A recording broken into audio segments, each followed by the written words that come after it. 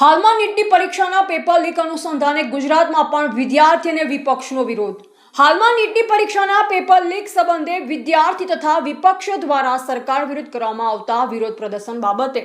અત્રેના અરવલ્લી જિલ્લાના LIB શાખા તરફથી જરૂરી નાકાબંધી કરી કાયદો અને વ્યવસ્થા જળવાઈ રહે તે અનુસંધાને તકેદારી રાખી પોલીસ સ્ટેશન વિસ્તારના જિલ્લાના હદની ચેકપોસ્ટ કાર્ય કરવા સૂચના આપેલ હોય,